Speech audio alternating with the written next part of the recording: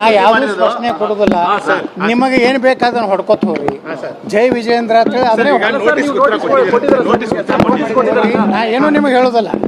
ನಿಮ್ಗೆ ಏನೇನು ತಿಳಿತೈತಿ ವಿಜಯೇಂದ್ರನು ಕೊಟ್ಟನಲ್ಲ ನಿಮ್ಗೆ ಸೋಕಾಸ್ ನೋಟಿಸ್ ಕಾಪಿ ಕೊಟ್ಟ ಯಾರು ವಿಜಯೇಂದ್ರ.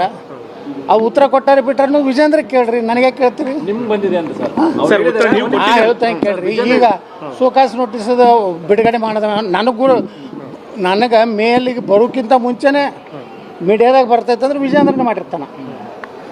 ವಿಜೇಂದ್ರ ಎಲ್ಲ ಹಲ್ಕ ಕೆಲಸ ಬಿಟ್ಟು ಪಕ್ಷ ಕಟ್ಟೋದು ಕೆಲಸ ಇವೆಲ್ಲ ಸಾರ್ವಜನಿಕ ಏನದು ಸಾಮಾಜಿಕ ಜಾಲತಾಣದ ಬೇಕಾಬಿಟ್ಟಿಯಾಗಿ ಮಾತಾಡ್ಸೋದು.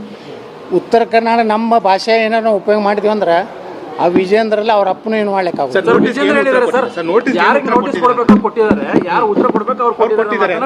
ಅದೇ ಆ ಉತ್ತರನೂ ಅವ್ನ ಬಳಿ ಇರಬೇಕಲ್ಲ.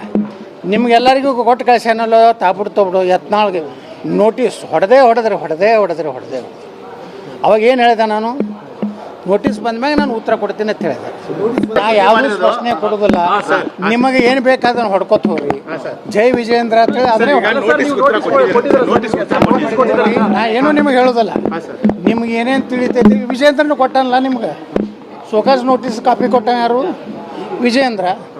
ಆ ಉತ್ತರ ಕೊಟ್ಟಾರೆ ಬಿಟ್ಟಾರ ವಿಜೇಂದ್ರ ಕೇಳ್ರಿ, ನನಗೆ ಕೇಳ್ತೀರಿ? ನಿಮ್ಗೆ ಬಂದಿದೆ ಅಂತ ಹೇಳ್ತಾನೆ ಕೇಳ್ರಿ. ಈಗ ಸೋಕಾಸ್ ನೋಟಿಸ್ ಬಿಡುಗಡೆ ಮಾಡೋದ ನನಗೆ ಮೇಲಿಗೆ ಬರೋಕ್ಕಿಂತ ಮುಂಚೆನೆ ಮೀಡಿಯಾದಾಗ ಬರ್ತೈತೆ ಅಂದ್ರೆ ವಿಜೇಂದ್ರನ ಮಾಡಿರ್ತಾನೆ. ವಿಜೇಂದ್ರ ಎಲ್ಲ ಹಲ್ಕ ಕೆಲಸ ಬಿಟ್ಟು ಪಕ್ಷ ಕಟ್ಟೋದು ಕೆಲಸ ಇವೆಲ್ಲ ಸಾರ್ವಜನಿಕ ಏನದು ಸಾಮಾಜಿಕ ಜಾಲತಾಣದ ಬೇಕಾಬಿಟ್ಟಿಯಾಗಿ ಮಾತಾಡ್ಸೋದು.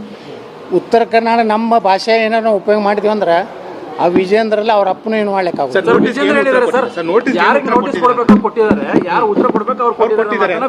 ಅದೇ ಆ ಉತ್ತರನೂ ಅವ್ನ ಬಳಿ ಇರಬೇಕಲ್ಲ.